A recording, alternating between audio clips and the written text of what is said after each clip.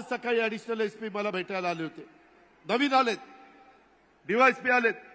त्यांना म्हणलं बारामतीमध्ये आदरयुक्त दबदबा आमच्या पोलीस खात्याचा असला पाहिजे. कुणी वेडवाकडे चालता कामा नये. ते कुणी असो, किती मोठ्या बापाचा असो, अजिबात लाड करायचे नाही. माझ्या मुली कॉलेजला जात असताना त्यांना जर कुणी टिंगलटावाळी केली, जर टुकारपणा केला, तर आत्ताच सांगतोय सगळ्या पालकांना, सगळ्या मायमाऊलींना, त्यांना समजावून सांगा काही करू नका. दादांनी पोलिसांना टाईट केलेलं आहे. टाईट केलंय म्हणजे पोलिसांना सांगितलेलं आहे, जर माझ्या भागातल्या कुठल्या मुलीची छेड कुणी जर काढत असेल तर तो कुठल्याही राजकीय पक्षाचा असू द्या, त्याला त्या ठिकाणी सोडायचं नाही. कायदा सगळ्याला सारखा, अजिबात त्याच्यामध्ये काय आहे. आणि म्हणलं विदाऊट युनिफॉर्म म्हणजे ड्रेस, पोलीसचा ड्रेस घालून जाऊ नका, खासगी ड्रेसमध्ये जावा. कळलं पाहिजे.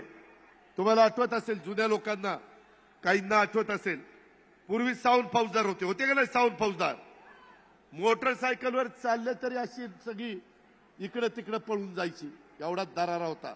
त्यांच्यावर चित्रपट निघाला होता साऊंड फौजदारवर. तशा पद्धतीनं म्हणलं वागा, आम्ही आहे तुमच्या पाठीशी, आम्ही खऱ्याच्या पाठीशी आहे, आम्ही वेडेवाकड्याच्या पाठीशी नाहीये. या पद्धतीनं इथं 2 नंबरचे धंदे, वेडेवाकडे प्रकार होता कामा नये. काही ठिकाणी गोष्टी कानावर येतात, बदलापूरला असं झालं, इकडे तसं झालं, फलन इकडे अमकं झालं, पश्चिम बंगालमध्ये तसं झालं. अहो ते देखील होता कामा नये. छत्रपती शिवाजी महाराजांनी महिलेचा सन्मान कसा केला ते आपण बघितलं इतिहासामध्ये. आज महिलांच्यावर जे अत्याचार होतात तो अक्षम्य गुन्हा आहे. त्याच्यामध्ये माफी नाही, कोणी त्याच्यामध्ये सोडलं जाणार नाही. त्यामध्ये कुठल्याही परिस्थितीत महिलांच्या सुरक्षेबाबत कोणाला पाठीशी घातलं जाणार नाही. महिला सुरक्षेला सर्वोच्च प्राधान्य. त्यामध्ये मी त्यांना सांगितलं, तुम्हाला काही इन्फ्रास्ट्रक्चर पाहिजे असेल तर सांगा, आणखीन काही पाहिजे असेल तर सांगा, परंतु कुणाच्याही मुलीच्या किंवा महिलेच्या केसाला पण धक्का लागता कामा नये. या पद्धतीनं सगळ्यांनी वागलं पाहिजे. माझा तर फार वेगळा स्वभाव तुम्हाला माहिती आहे. जे नराधम, हे निर्दयी, हे अशा पद्धतीनं जे लोक असतात, जे माणुसकीला काळीमा फासणार आहेत, असली माणसं नाही पाहिजेत. त्यांना फाशी, दुसरं काही नाही. फाशी व्हायला वेळ लागतो. फाशी होईपर्यंत असा बंदोबस्त करायचा की परत त्याला तसं करताच आलं नाही पाहिजे. कट कटिंग करून टाकायची. या पद्धतीत त्याशिवाय सरळ होणार नाही. हे विकृती आहे हो. एवढ्या सुंदर जगात आईबापांनी जन्माला घातल्यानंतर अरे जगा ना, चांगलं आयुष्य जगा ना, काय कमी आहे? निसर्गाचं संकट आलं तर आम्ही आहोत ना. आता माझ्या विदर्भ मराठवाड्यामध्ये अतिवृष्टी चालली आहे. धरणं अतिशय मोठे वाहून म्हणजे तुडुंब भरून वाहत आहे. आपलं उजनी तुडुंब भरलंय. आपल्या निरेला किती पाणी चाललंय. आपला वरसगाव 500 खडकवासला टेमघर भरलंय. तिकडे गुंजवडी, निरा देवघर, भाटघर वीज भरलंय. प्रचंड पाणी. आता जायकवाडी भरत आलंय.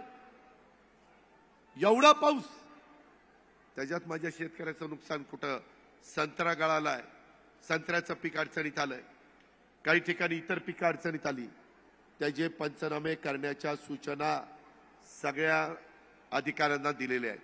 विभागीय आयुक्तांना दिलेल्या आहेत, कलेक्टरना दिलेल्या आहेत.